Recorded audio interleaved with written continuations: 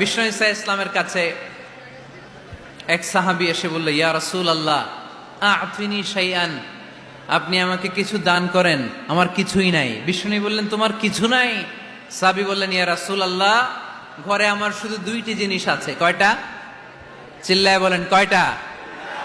এক হচ্ছে একটা জামা, দুই হচ্ছে পানি খাওয়ার একটা জগ। বিষ্ণু বললেন, এই দুইটাই নিয়ে আস। বিশ্বনবীর কথা শুনে ওই সাহাবী ঘর থেকে জামা নিয়ে আসলেন, পানি খাওয়ার জগ নিয়ে আসলেন। বিশ্বনবী সাল্লাল্লাহু আলাইহি ওয়াসাল্লাম ওনার মোবারক হাত দিয়ে এক হাতে জামা ধরে আরেক হাতে পানির জগটা ধরে সাহাবীদের দিকে উদ্দেশ্য করে বললেন, মাইয়াশতারি হাদাইন, এই দুইটা জিনিস কেনার মতো কে কে আছে দেখি? কয়েকজন হাত তুললো। বিশ্বনবী বললেন, কত দিয়ে কিনবা? এক সাহাবী বলে, ইন্নী আশতারিহিমা বিদিরহাম, ও নবী যদিও এগুলো আমার দরকার নাই, কিন্তু আপনি যেহেতু নিলামে ডাক তুলেছেন, ইয়া রাসূলুল্লাহ ইয়া হাবিবাল্লাহ, আপনার সম্মানে আমি 1 দিরহাম দিয়ে দুইটা জিনিস কিনে নেব। 1 দিরহাম, একটা জামা, একটা পানি খাওয়ার জগ, দাম কত? 1 দিরহাম। বিশ্বনবী বললেন, না না, 1 দিরহাম তো অনেক কম হয়ে যায়, মাইয়াজিদু আলা যালিক, এর চেয়ে বেশি দামে কে কিনবা? আরেক সাহাবী হাত তুলে বলতে লাগলি, ইয়া রাসূলুল্লাহ ইয়া হাবিবাল্লাহ ওয়া ইন্নী আশতারিহিমা বিদিরহামাইন, আমি এই জামাটার পানি খাওয়ার জগটা 1 দিরহাম নয় 2 দিরহামের বিনিময়ে কিনতে চাই। বিষ্ণু ইসা ইসলাম ওই সাহাবাকে দিয়ে দিলেন। দিয়ে 2 দিরহাম নিয়ে যে লোকটা ভিক্ষা করতে এসেছিল তার হাতে 2 দিরহাম দিয়ে বললেন, যাও 1 দিরহাম দিয়ে ঘরে খাবার কিনে দিয়ে আসো, আরেক দিরহাম দিয়ে একটা কুঠার কিনে নিয়ে আসো। শুনতেছেন? কি কিনে নিয়ে আসো? কুঠার দিয়ে কি করে? গাছ কাটে। ওই সাহাবী কুঠার কিনে নিয়ে আসার পরে বিশ্বনবী নিজ হাতে কুঠারের মধ্যে একটা কাঠের হাতল লাগাই দিলেন। আল্লাহু আকবার! হাতল ছাড়া কুঠার ইউজ করা যাবে? বিশ্বনবী নিজ হাতে ওই কুঠারের ভেতরে একটা হাতল লাগাই দিলেন আর বললেন, লা উরিদু আন আরাকা 15 আইয়াম, এই কুঠার নিয়ে জঙ্গলে যাও, গায়ে অনেক শক্তি আছে, কাঠ কাটো, এই কাঠ কেটে বাজারে বিক্রি করো, সামনের 15 দিন যেন আমি আমার চোখের সামনে তোমার না দেখি। বিশ্বনবীর পরামর্শ অনুযায়ী কুঠার নিয়ে ওই সাহাবী জঙ্গলে চলে গেলেন। কাঠ কেটে বাজারে বিক্রি করতে করতে 15 দিন পরে 10 দিরহাম নিয়ে বিশ্বনবীর দরবারে হাজির হয়ে গেলেন। 10 দিরহাম নিয়ে বিশ্বনবীর কাছে হাজির হয়ে গেলেন। সাহাবী এসে বলল, ইয়া রাসূলুল্লাহ এখন আর আমার ভিক্ষা করা লাগে না, আমার গায়ে অনেক শক্তি আল্লাহ দিয়েছে, আই এম ভেরি এনার্জেটিক, আপনার দেয়া বরকতের কুঠার দিয়ে আমি কাঠ কেটে কেটে স্বাবলম্বী হতে শুরু করেছি। সুবহানাল্লাহ পড়েন। আমি এখন 10 দিরহামের মালিক। বিশ্বনবী বললেন, লা আইয়াহতাতিবা আহাদুকুম হুজমাতান আলা যাহরিহি খায়রুম মিন আইয়াসআলা শাইআন ফায়ু'তিয়াহু আও ইয়ামনাহু, যাদের গায়ে শক্তি আছে তারা ভিক্ষা না করে কাঠ কেটে পিঠে সেই বোঝা নিয়ে বাজারে বিক্রি করা অনেক ভালো। কারণ কারো কাছে যদি তুমি হাত পাতো সে দিতেও পারে, নাও দিতে পারে, আর কষ্ট করলে কষ্ট কোনোদিন বৃথা যায় না। চিল্লায় বলেন ঠিক কিনা? বিষ্ণু ইসা ইসলামের অনুপ্রেরণায় এই সাহাবা অল্প কিছুদিনের ব্যবধানে স্বাবলম্বী হয়ে গেলেন। What is the moral of the story? বিশ্বনবীর এই প্রফেটিক স্টোরি থেকে আমাদের কি শিক্ষা? লেসন নাম্বার 1, বিশ্বনবী চাইলেই ওই 2 দিরহাম দিয়ে বলতে পারতো, যাও খাবার দাবার কিনে ফ্যামিলিতে দিয়ে আসো। সে ওই 2 দিরহাম নিয়ে খাবার দাবার কিনে ফ্যামিলিকে খাইয়ে রাত্রে আবার ভিক্ষায় নামতো। কথা কন? রাত্রে কি করতো? ভিক্ষায় নামতো। বিষ্ণু ইসা ইসলাম তাকে কাজ করে খাওয়ার জন্য উৎসাহ দিলেন। পাশাপাশি বিষ্ণু ইসা ইসলাম পার্মানেন্ট সলিউশন দিলেন। এজন্য পার্মানেন্ট সলিউশনের ব্যবস্থা করতে হবে। অনেকে আমরা যাকাত দেই, যাকাতে শাড়ি দেই, যাকাতের লুঙ্গি দেই, আছে না নাই? লক্ষ্মীপুরে এরকম দেয় নাকি? কি দেয়? হ্যাঁ, গাড়ি গাড়ি দেয়, শাড়ি না। যাকাতের শাড়ি, যাকাতের লুঙ্গি বলতে কোনো কথা ইসলামে নাই। এগুলো খুব কম দামি শাড়ি, যাদেরকে এগুলো দেয়া হয় তাদেরকে অপমান করা হয়, ঠিক কিনা? আল্লাহ বলেছেন ওয়ালাকাদ কাররামনা বানি আদম, I have dignified the status of the sons of Adam. আমি আদমের সব সন্তানদেরকে সম্মানিত করেছি। সুবহানাল্লাহ পড়েন। আপনাদের চেয়ে সম্মানিত কেউ আছে? মানুষের চেয়ে সম্মানিত গোটা বিশ্বে আর কোনো মাখলুকাত আছে? নাই। এজন্য যাকাতের শাড়ি দেয়া যাবে না, যাকাতের লুঙ্গি দেয়া যাবে না। যাকাতের শাড়ি আপনারা দেখছেন, এটারে একবার ধোয়ার পরে দ্বিতীয়বার পরা যায় না। মশারি কি পাতলা, এর চেয়েও পাতলা। এই জন্য জাকাতের শাড়ি, জাকাতের লুঙ্গি বলতে ইসলামে কোনো পরিভাষা নাই। আপনাকে স্বাবলম্বী করে দেওয়ার চেষ্টা করতে হবে। যারা লক্ষ্মীপুর জেলায় বিজনেস ম্যাগনেট আছেন, তারা একসাথে হয়ে একটা স্ট্রং জাকাত ম্যানেজমেন্ট প্ল্যাটফর্ম করতে পারেন, যেখান থেকে আপনারা বিভিন্ন থানায়, বিভিন্ন গ্রামে বাছাই করে করে কিছু ভাইদেরকে জাকাত দিতে পারেন স্বাবলম্বী করার উদ্দেশ্যে। যেই ফ্যামিলিকে আছে, কি নাম এটার? পল্লী উন্নয়ন ক্লাব। মাশাআল্লাহ, জাকাত ফান্ড দিয়ে বিদেশে লোক পাঠায়। এর চেয়ে সুন্দর পদ্ধতিতে জাকাত বিতরণ আর হতে পারে? যেই লোকটাকে, যেই ছেলেটাকে বিদেশে পাঠানো হয়েছে, ওই ফ্যামিলিটা আর কোনোদিন জাকাতের শাড়ি নেওয়ার জন্য লাইনে দাঁড়াবে? যেই ছেলেটাকে ওনারা অস্ট্রেলিয়ান গাভী কিনে দিছে, দুধ বিক্রি করে যেই ফ্যামিলিটা স্বাবলম্বী হতে শুরু করেছে, তারা আর কোনোদিন জাকাতের লাইনে যেয়ে দাঁড়াবে না। এজন্য জাকাত দিতে হবে স্বাবলম্বী করার জন্য। ইসলাম আমাদেরকে এটাই শিখিয়েছে, কাজ করে খেতে হবে। কাজে লজ্জা নেই, লজ্জা হচ্ছে অলসতায়। লজ্জা কিসে? আজকের আলোচনা থেকে এটা মুখস্থ করে নিতে হবে, কাজে লজ্জা নেই। লক্ষ্মীপুরের ইয়াংস্টারেরা শ্রমে লজ্জা নেই, পরিশ্রমে লজ্জা নেই, লজ্জা অলসতায়। লজ্জা কিসে? আরো জোরে। নবীরা কি এমনি এমনি বসে বসে খাইছে? কঠিন পরিস্থিতিতেও নবীরা পরিশ্রম করে উপার্জন করা লেগেছে, ঠিক কিনা? সাইয়েদনা মারিয়াম আলাইহিস সালাম, যার নামে আল্লাহ তাআলা কোরআনে একটা সূরা দিলেন, উনি পৃথিবীতে এমন একজন মহিয়সী নারী, যেই নারীর গর্ভে, যেই নারীর পেটের ভেতরে স্বামীর স্পর্শ ছাড়া সন্তান দিয়েছে কে? সাইয়েদনা ঈসা আলাইহিস সালাম পেটে আসলেন। মারিয়াম আলাইহিস সালাম লজ্জা পেলেন। হায় হায়, কেমন করে এলাকাবাসীদের কাছে আমি আমার মুখ দেখাবো? বিয়ে করি নাই, স্বামী নাই, বিয়ে হয় নাই, স্বামী নাই, কিন্তু পেটে সন্তান চলে এসেছে। হায় হায়, এলাকায় কেমনে মুখ দেখাবো? লজ্জায় পড়ে মারিয়াম আলাইহিস সালাম এলাকা থেকে চলে গেলেন। কি অবাক করা কাণ্ড! বাচ্চা ভূমিষ্ঠ হওয়ার জন্য, বড় হওয়ার জন্য 6 মাস 7 মাস লাগে নাই, পেটে বাচ্চা আসার সাথে সাথে বাচ্চাটারে বড় করে দিয়েছে কে? সাইয়েদাতুনা মারিয়াম আলাইহিস সালাম এবার বসে পড়লেন, বুঝতে আরম্ভ করলেন প্রেগন্যান্সির পেইন উঠেছে।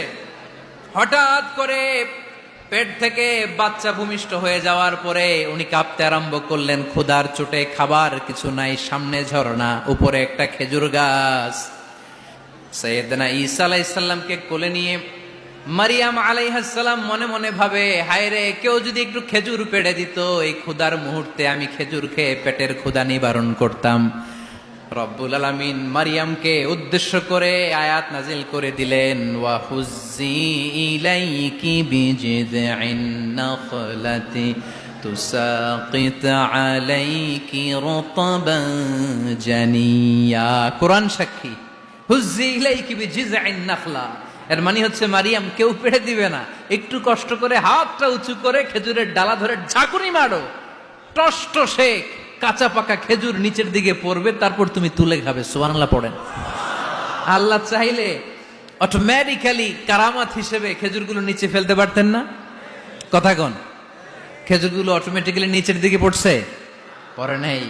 আল্লাহ শিক্ষা দিয়েছে, যেই পরিস্থিতিতে থাকো না কেন, তোমাকে শ্রম ব্যয় করে, কষ্ট করে তোমার উপার্জন করতে হবে, রিজিকের বন্দোবস্ত করতে হবে। চিল্লায় বলেন ঠিক কিনা? ইসলাম আমাদেরকে এটাই শিখিয়েছে, কাজে লজ্জা নাই। আবার বিশ্বনবী বললেন, ইন খামাতিস সাআ ওয়া ফি ইয়াদি আহাদিকুম ফাসিলাতুন, তোমাদের কারো হাতে যদি একটা চারা বীজ থাকে, সে যদি দেখে কিয়ামত হতে শুরু করেছে, ফাইন ইসতাতাআ আন ইয়াগরিসাহা ক্বাবলা আন তাকুমাস সাআ ফালইয়াগরিসহা। কারো হাতে একটা চারা বীজ নিয়ত করেছে, চারা বীজটা রোপণ করবে, ইন দ্য মিন টাইম দেখলো কিয়ামত হতে শুরু করেছে। বিশ্বনবী বললেন, যদি তোমার সুযোগ থাকে কিয়ামত হওয়ার আগে চারা বীজটা রোপণ করে দাও। কথা বুঝতে পেরেছেন? আপনার হাতে একটা চারা বীজ, আপনি প্ল্যান করেছেন এই চারা বীজটা রোপণ করবেন। ইন দ্য মিন টাইম দেখলেন কি হওয়া শুরু হয়েছে? ইযা জুলজিলাতিল আরদু জিলজালাহা, দ্য বিগেস্ট আর্থকোয়েক, ভূমিকম্প শুরু হয়েছে, কিয়ামত হয়ে যাবে। বিশ্বনবী বললেন, কিয়ামত হইতেছে ওদিকে, আর তোমার হাতে যদি চারা বীজ থাকে দেরি করো না, কিয়ামত তোমার কাছ পর্যন্ত আসার আগে সুযোগ পেলে চারা বীজটা রোপণ করে দাও। ইসলাম শিখিয়েছে শেষ নিঃশ্বাস পর্যন্ত তোমাকে লড়ে যেতে হবে। এই পৃথিবীতে কেউ কাউকে জায়গা করে দেয় না, জায়গা করে নিতে হয়।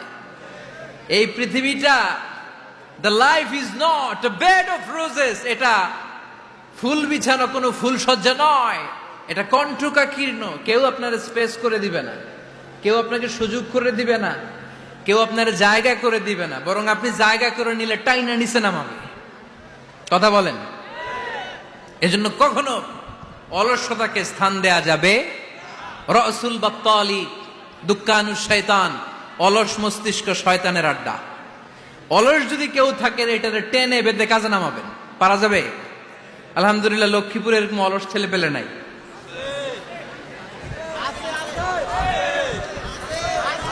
আছে? আমরা আজকে অলসতাকে নো বলে যাবো এই মাহফিল থেকে। অলসতাকে আমরা কি বলবো? আওয়াজ করে বলতে হবে, অলসতাকে কি বলবো আমরা? মুমিনের জীবনে কোনো অলসতা নেই। অলস হয় মুনাফিকরা। অলস হয় কারা? চিল্লায় বলতে হবে। মুমিনরা অলস হয়? অলস হয় কারা? এজন্য কোরআনে আল্লাহ একথাও বলে দিলেন, ওয়াইদা কামু ইলাস সালাতি কামু কুসালা ইউরাউনান নাসা ওয়ালা ইয়াযকুরুনাল্লাহা ইল্লা কালিলা। সুবহানাল্লাহ পড়েন। মুনাফিকরা যখন মানুষকে দেখানোর জন্য নামাজে যায়, ওই নামাজে তাদের ইখলাস নাই, ওই নামাজের ভেতরে তাদের কোনো খুশু খুদু নাই, ওই নামাজের ভেতরে আছে শুধু অলসতা। ওই নামাজে কি আছে? কিন্তু আমরা যখন নামাজে যাই আমাদের অলসতা আছে? আমরা নামাজ পড়লে আমাদের হৃদয়টারে সজীব করে দেয় কে? আমরা উযু করলে আমাদের মনটাকে চাঙ্গা করে দেয় কে? আমরা মসজিদে ঢুকলে হৃদয়টাকে প্রাণবন্ত করে দেয় কে? মুমিন তো নামাজে গেলে চাঙ্গা হয়, মুমিন ওযু করলে চাঙ্গা হয়।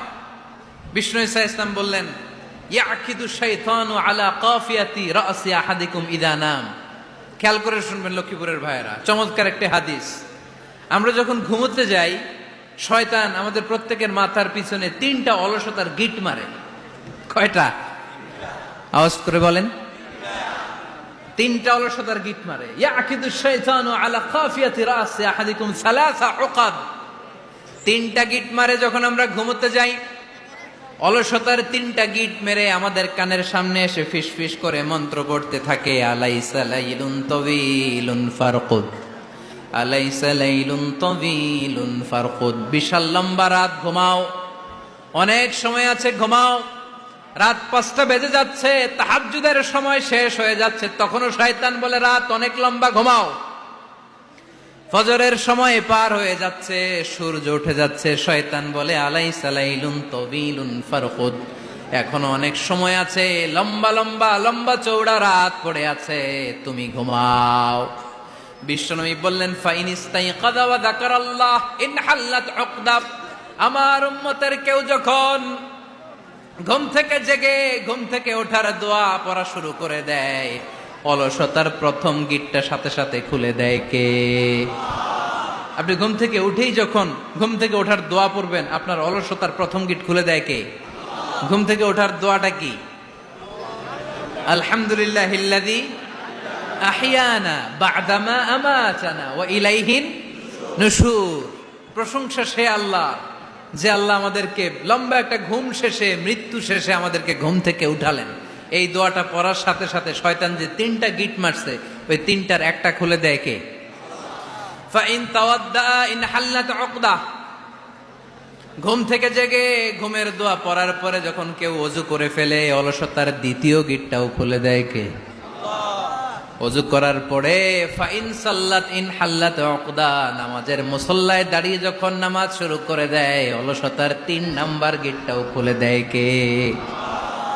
3টা গেট যখন খুলে দেয়, বিষ্ণু ইসা ইসলাম বললেন ফাসবাহা নাশীতাল কলব, নাশীত, তখন মুমিন বান্দা সজীব হয়ে ওঠে, প্রাণবন্ত হয়ে ওঠে, উচ্ছ্বসিত হয়ে ওঠে। ওয়া ইল্লা খাবিসান নাফসি কাসলান, আর যদি ঘুমিয়ে থাকে, 3টা গিট তার মাথার পেছনে শয়তানের অলসতার লেগে থাকে, তাহলে তার দিনটা শুরু হয় অলসতা দিয়ে, আর সে হয় অলসতার রাজা। চিল্লায় এখন ঠিক কিনা? এজন্য আমরা কি অলস হতে চাই না কর্মঠ হতে চাই? কোন নবীরা কি অলস ছিলেন? পৃথিবীতে কোন নবী অলস ছিলেন? সব নবী কর্মঠ ছিলেন। বিষ্ণু ইসা ইসলাম বললেন মা বাআসাল্লাহু নাবিয়্যান ইল্লা রাআল গানাম, এই পৃথিবীতে এমন কোন নবী নাই যেই নবী বকরি চড়ায় নাই। কি চড়ায় নাই? বকরিরে আপনারা লক্ষ্মীপুরের ভাষায় কি বলেন? কি বলেন? ছাগল। তো পৃথিবীতে এমন কোন নবী নাই যেই নবী কি চড়ায় নাই? ছাগল চড়ায় নাই। সাহাবারা বললেন ইয়া রাসূলুল্লাহ আনতা কাযালিক, আপনিও ছাগল চড়াইছেন? বিষ্ণু ইসা ইসলাম বললেন না, আমিও ছাগল চড়িয়েছি। ওয়া ইন্নী আরআহা আলা কারারাইতি আহলি মক্কা, আমি তো মক্কাবাসীদের অল্প কিছু পয়সার বিনিময়ে তাদের ছাগলগুলোকে চড়িয়ে দিতাম। সুবহানাল্লাহ পড়বেন না? বিষ্ণু ইসা ইসলাম ছাগল চড়াতেন। ছাগল চড়ানো সহজ কাজ না কঠিন কাজ? কেন কঠিন এটা? হ্যাঁ, টেরা খুঁটি মারে। হ্যাঁ, তো ছাগল যারা পালে তারা জানে ছাগল পালা কত কষ্ট। ওরা ডানে টান দিলেও কই যায়? রশি ধরে বায়ে টান দিলে কই যায়? সামনে টানলে কই যায়? পিছনে টানলে কই যায়? সারা সপ্তাহ আপনি সময় পান না এটারে গোসল করাবেন। ভাবলেন আজকে জুমার দিন আমিও গোসল করি, এটারও গোসল করাই। এটারে আপনি পুকুর ঘাটে নিবেন, টান দিছেন, ওর বাপের কিরা ও 1 ইঞ্চিও সামনে যাবে না। ঠিক কি না? এই টেরা প্রাণী আল্লাহর কি কি মহিমা! আল্লাহ তাআলা পৃথিবীর সবচেয়ে শ্রেষ্ঠতম মানুষদেরকে ছাগল চড়িয়ে ছেড়েছেন। ঠিক কি না? মা বাআসাল্লাহু নাবিয়্যান ইল্লা রাআল গানাম, এই পৃথিবীতে এমন কোন নবী ছিল না যে নবীরা ছাগল চড়ায় নাই। আল্লাহ বুঝাতে চাইলেন ছাগল চড়ানো অনেক কষ্টের কাজ, অনেক ধৈর্যের প্রয়োজন। এখন নবীরা তোমরা ছাগল চড়াও, কিছুদিন পর ছাগলের চেয়েও টেরা জাতি মানুষ চড়াইতে হবে। মানুষের মধ্যেও টেরা আছে না নাই? ভালো বললে ভালোটা বুঝে না, ডানে যেতে গেলে বায়ে যায়, বায়ে যেতে বললে ডাইনে যায়, এরকম আছে না নাই? সম্মানিত ভাইয়েরা, সমস্ত আম্বিয়া আলাইহিমুস সালাম ওনারা কর্মঠ ছিলেন। সাইয়েদনা আদম আলাইহিস সালাম নিজ হাতে চারা গাছ রোপণ করে চাষাবাদের কাজ করেছেন। সুবহানাল্লাহ পড়েন। সাইয়েদনা ইব্রাহিম আলাইহিস সালাম চাষাবাদের কাজ করেছেন। সাইয়েদনা দাউদ আলাইহিস সালাম নিজ হাতে যুদ্ধের জন্য যে পোশাক পরতে হয়, যেটা পরলে গায়ের মধ্যে ছুরি মারলেও ঢুকে না, ওই শিরস্ত্রাণ বানিয়েছেন, নিজ হাতে তলোয়ার বানিয়েছেন। সুবহানাল্লাহ পড়েন। সাইয়েদনা মূসা আলাইহিস সালাম ছাগল চড়িয়েছেন। সাইয়েদনা মূসা আলাইহিস সালামের মেজাজ নরম না গরম? নবীদের মধ্যে সবচেয়ে বেশি মেজাজওয়ালা নবী ছিলেন মূসা আলাইহিস সালাম। উনিও 8 থেকে 10 বছর সাইয়েদনা শুআয়ব আলাইহিস সালামের এরিয়াতে ছাগল চড়িয়েছেন। চিল্লায় বলেন সুবহানাল্লাহ। এজন্য নবীরা যেহেতু কাজ করেছেন, কর্মঠ ছিলেন, আমরাও কর্মঠ হব। ঠিক কিনা? সাহাবারাও কর্মঠ ছিলেন। বিশ্বনবীর সাহাবারাও ব্যবসা করতেন। সাইয়েদনা আবু বকরের বিশাল ব্যবসা প্রতিষ্ঠান ছিল। সুবহানাল্লাহ পড়ে। আপনারা হজ উমরা করেছেন কে কে দেখি? করছেন? মাশাআল্লাহ। যারা করে নাই আল্লাহ তাদেরকেও আল্লাহর ঘর জিয়ারতের তুমি নসিব করো। বিশ্বনবীর মাকবারার সামনে দাঁড়িয়ে আমরা যেন সালাম পেশ করতে পারি, তুমি নসিব করো। বাইতুল্লাহ শরীফে এবং মসজিদ নববীতে আমরা যেন সালাত আদায় করতে পারি, আল্লাহ তুমি নসিব করো। সাইয়েদনা আবু বকর রাদিয়াল্লাহু তাআলা আনহুর ব্যবসা প্রতিষ্ঠান ছিল মক্কার কাবা ঘরের পাশেই। ওনার ব্যবসা প্রতিষ্ঠানগুলো যেখানে ছিল ঠিক ওইখানে সৌদি সরকার এখন শপিং মল বানিয়ে দিয়েছে, মাতজার আবু বকর। মক্কা শহরের যেখানে বহিরাগতরা এসে ওখানে ছাগল, ওখানে ঘোড়া, উট এগুলো রাখতো, আস্তাবল রাখতো, ঘোড়া আর উট যেখানে রাখা হতো ঠিক ওই জায়গায় সৌদি সরকার ওটার পার্কিং লট বানায় দিচ্ছে। মানে যেখানে আগে সাহাবাদের ব্যবসার জায়গা, ওইখানে বর্তমানে শপিং মল। যেখানে আগের সময়কাল সাহাবারা উট আর ঘোড়া রেখে বাঁধতো, ওইখানে এখন গাড়ি ঘোড়া রাখার ব্যবস্থা করা হয়েছে। সাইয়েদনা আবু বকর অনেক বড় ব্যবসায়ী ছিলেন, ওনার নিজ টাকা দিয়ে হাবাসা থেকে আসা সাইয়েদনা বেলালকে তিনি 20,000 স্বর্ণ মুদ্রা দিয়ে উমাইয়া ইবনে খালাফের কবল থেকে তিনি মুক্ত করেছেন। সাইয়েদনা উসমান যুন্নুরাইন বড় ব্যবসায়ী ছিলেন, নিজের টাকা দিয়ে মদিনার মুসলমানেরা পানি খেতে পারে না, বিইরে রুমা নামে একটা কুয়া ছিল, এই কুয়ার মালিক ছিল ইহুদি। মুসলমানেরা পানি খেতে গেলে সে বকা দিত, পানি খেতে দিত না। বিশ্বনবী বললেন, আমার সাহাবীদের মধ্যে এমন কি কেউ নাই নিজের অর্থায়নে বীরে রুমা কিনে মুসলমানদেরকে দিয়ে দিবে? সাইয়েদনা উসমান যুন্নুরাইন বলল, ইয়া রাসূলুল্লাহ, আপনার খেদমতে আমি হাজির।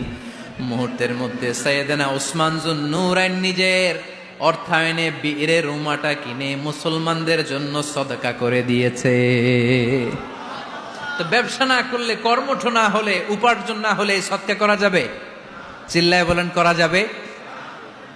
সুনানে তিরমিজির বর্ণনা, বিষ্ণু ঈসা ইসলাম মক্কা থেকে যত সাহাবারা হিজরত করে মদিনায় এসেছে, মদিনাতে কোন না কোন সাহাবার সাথে বিশ্বনবী ভ্রাতৃত্বের বন্ধনে আবদ্ধ করে দিয়েছে। সুবহানাল্লাহ পড়েন। এজন্য মক্কা থেকে যারা এসেছে এদেরকে বলে মুহাজির, এদেরকে কি বলে? আর মদিনায় যারা ছিল এদেরকে বলে আনসার, এদেরকে কি বলে? আওয়াজ করে উত্তর দিবেন। মক্কা থেকে যারা এসেছে তাদের নাম, আর যারা মদিনার সাহাবী তাদের নাম আনসার। আজকে এই মাহফিলে লক্ষ্মীপুর এর বাইরে থেকে কারা কারা আসছেন দেখি?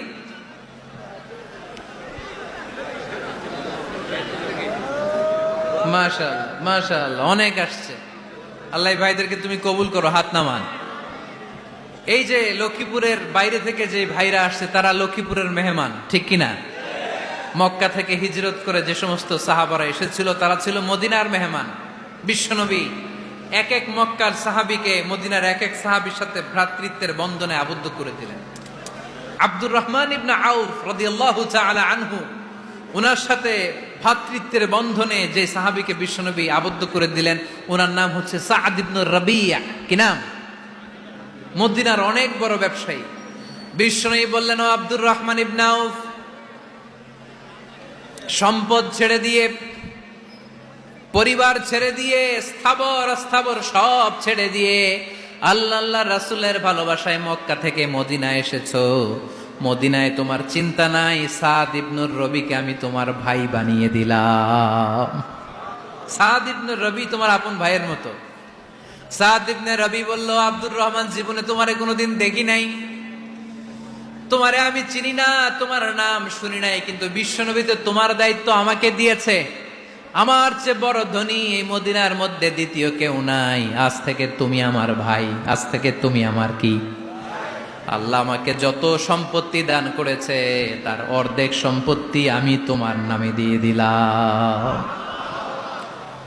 ও আব্দুর রহমান ইবনে আউফ, শুধু তাই নয়, রব্বুল আলামিন আমাকে 2 জন স্ত্রী দিয়েছে। কয়জন? তুমি দেখো আমার কোন স্ত্রীকে তোমার বেশি ভালো লাগে, যার নাম তুমি বলবে সাথে সাথে আমি তারে তালাক দিয়ে দেব।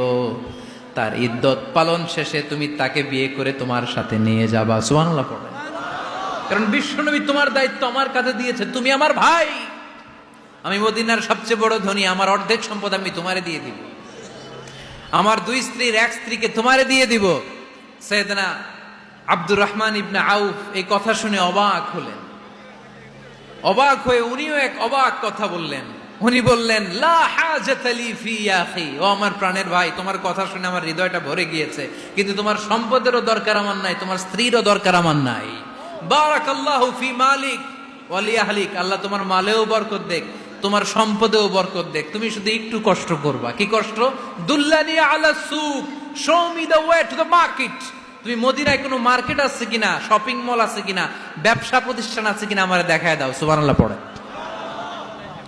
আমরা হইলে কি করতাম? লক্ষ্মীপুরে যারা আসছে এদের একজনের যদি বলা হয়, ভাই আপনি এখন থেকে লক্ষ্মীপুরের ভাই, আমার অর্ধেক সম্পদ আপনারে দিয়ে দেব, কি করবে? পায়ের উপর পা তুলে খাবে আর বলবে, কি আনন্দ আকাশে বাতাসে, ঠিক কিনা? এরপর যদি বলি, ভাই আমার 2 বউ, যেটারে সুন্দর লাগে বলেন তালাক দিয়ে দেই, নিয়ে যান, কি বলবে? কি আনন্দ আকাশে বাতাস। আল্লাহ রাসূলের সাহাবী আব্দুর রহমান ইবনে আউফ বললেন, লা হাজাতা লি ফি, আমার দরকার নেই। দুল্লানি আলা সুক, just show me the way to market. এখানে মার্কেট কই আছে দেখায় দাও। অবাক হয়ে গেলেন সাদ বিন রবিব, বললেন, ও আব্দুর রহমান ইবনে আউফ, ঠিক আছে, তুমি যদি নিতে না চাও তোমারে আমি জোর জবরদস্তি করব না। শুনে রাখো, মদিনাতে ইহুদিদের কয়নুকার একটা বাজার আছে। এই কথা বলার সাথে সাথে আব্দুর রহমান ইবনে আউফ চলে গেলেন। এর পরের দিন অল্প কিছু পনির আর ঘি দিয়ে ব্যবসা শুরু করলেন। পনির আর ঘিয়ের ব্যবসা করতে করতে করতে করতে ব্যবসায় তিনি এত লাভ করলেন, উনি বললেন, আমি যদি কখনো মদিনার বালুর মধ্যে হাত দিতাম ওই বালুটারও সোনা বানায় দিত কে? দুল্লানি আলা সুক, লক্ষ্মীপুরের কর্মঠ যুবক ভাইয়েরা, এই আব্দুর রহমান ইবনে আউফ আমাদের প্রেরণা। উনি অন্যের ঘাড়ে পাড়া দিয়ে খেতে চায় নাই, আরেকজনের উপর ডিপেন্ডেন্ট বা নির্ভরশীল হতে চায় নাই। তিনি স্বাবলম্বী হওয়ার শিক্ষা, লেসেন কিয়ামত পর্যন্ত গোটা বিশ্বের যুবকদের জন্য রেখে গিয়েছে। চিল্লায় বলো ঠিক কিনা? দুল্লানি আলা সুক, show me the way to market. Market কোথায় দেখাও। পনির আর ঘি নিয়ে ব্যবসা করতে করতে কয়েক মাসের ব্যবধানে ইতিহাস সাক্ষী সাইয়েদনা আব্দুর রহমান ইবনে আউফ মদিনার বিশাল বড় বিজনেস ম্যাগনেটে পরিণত হয়ে গেলেন। চিল্লায় পড়েন আল্লাহু আকবার। এজন্য ব্যবসার ভিতরে বরকত ঢুকিয়ে দিয়েছে কে? বিশ্বনবী বললেন, আত-তাজির আস-সাদুকাল আমিন মা'আন নাবিয়্যিন ওয়াস-সিদ্দীকিন ওয়াশ-শুহাদা'i ওয়াস-সালিহিন। আমানতদার ব্যবসায়ী তারা সাধারণ কোনো মানুষ নয়, কিয়ামতের দিন নবীদের সাথে হাসর হয়ে যাবে। আপনারা যারা ব্যবসা করেন, এটা সাধারণ বিষয় নয়। বিষ্ণু ইসলাম নিজেও ব্যবসায়ী ছিলেন। ওনার জীবনের প্রথমে তিনি খাদিজা রাদিয়াল্লাহু তাআলা আনহার ব্যবসার স্টাফ হয়ে কাজ শুরু করেছেন, এরপর নিজে ব্যবসা শুরু করেছেন। এরপরে খাদিজাতুল কুবরা রাদিয়াল্লাহু তাআলা আনহা সব সম্পত্তি বিয়ের পরে বিশ্বনবীর পায়ের সামনে ঢেলে দিয়েছেন। বললেন, ইয়া রাসূলুল্লাহ, এই সম্পদ আমি আপনাকে দিয়ে দিলাম, আপনি ইচ্ছা মতো দিনের প্রয়োজনে খরচ করেন। সুবহানাল্লাহ পড়েন। এজন্য বিষ্ণু ঈসা ইসলাম আমাদের জন্য উপমা, আব্দুর রহমান ইবনে আউফ আমাদের জন্য উপমা। যারা ব্যবসা করেন তারা বিষ্ণু ঈসা ইসলামের সুন্নাহ পালন করছেন। আত-তাজির আস-সাদুক আল আমিন, বিষ্ণুই বললেন সত্যবাদী আমানতদার ব্যবসায়ী, যে ব্যবসা করতে যে মিথ্যা কথা বলে না। অনেক ব্যবসায়ীরা আছে পণ্য চালানোর জন্য মিথ্যা কথা বলে আর কসম কাটে, আছে না নাই? আহা, এমনটা করা যাবে? সকালবেলা স্ত্রীরে বলে, এই গরুগুলা বিক্রি করবো, তুই একটা দাম কত কমো? স্ত্রীরে শিখাই দিচ্ছে, এই গরুর দাম তুই 40,000। তো বউ বলে, ঠিক আছে, দাম কইলাম 40,000। তো এরপরে বাজারে যখন গরু বিক্রি করতে যায়, একজন যখন বলে যে ভাই এটা 30,000 টাকা দিয়ে কিনবো, কয় ভাই আল্লাহর কসম সকালে একজন 40,000 দাম কইছে, আমি দেই নাই। আছে না নাই? কৌশল করে। বউরে শিখাইছে সকালে, কই তুই দাম কর 40,000। তো বাজারে যে সকালে একজন দাম করছে, দাম করে কইছে 40,000 দেই নাই, আপনারা 30,000 কেমনে দেই? এরকম ডাকাইতে আছে না নাই? আলহামদুলিল্লাহ, লক্ষ্মীপুরে এরকম লোকজন নাই। আর নাই, আমি কই নাই, এরা কই আছে। লক্ষ্মীপুরের মানুষ খুব ধার্মিক, আমি জানি। লক্ষ্মীপুর, নোয়াখালী, ফেনী, এই বেল্টের লোকজন খুব আল্লাহওয়ালা। এদের মধ্যে আল্লাহওয়ালার সংখ্যা বেশি, এখানে আলেম ওলামা বেশি, এখানে মসজিদ মাদ্রাসা বেশি। এই জন্য এই জেলাগুলোতে আল্লাহর রহমতও বেশি। আল্লাহ, তুমি এই জেলার ছেলেপেলাদেরকে, এই জেলার লোকদেরকে তুমি কবুল করো, মা বোনদেরকে তুমি কবুল করো। সম্মানিত ভাইয়েরা, এজন্য আজকের মাহফিল থেকে আমরা যেটা শিখলাম সেটা হচ্ছে, পরিশ্রমে কোনো লজ্জা আছে? আমরা কাজ করে খাবো, ঠিক কিনা? Never underestimate any job. যুবক ভাইয়েরা, লক্ষ্মীপুরের যুবক ছেলেরা, শুনতেছ? এরকম আওয়াজ করতে হবে, কান খাড়া করে শোনো। Never underestimate any job. কোন চাকরিকে ছোট করে দেখা যাবে, whether it small or big, you don't care. এটার কেয়ার করা যাবে না। ছোট্ট চাকরি পাইলে ঢুকে যাবা, বড় অফার আসলে পরে ঢুকবা। এটা ছোট কাজ, এটা হোটেলের ওয়েটার, এটা ছোট্ট স্টাফ, এটা কেরানি না, কাজ কাজই। কাজের মধ্যে কোনো ছোট বড় নাই। খেটে খাওয়া মানুষকে বিশ্বনবী অনেক সম্মান করতেন।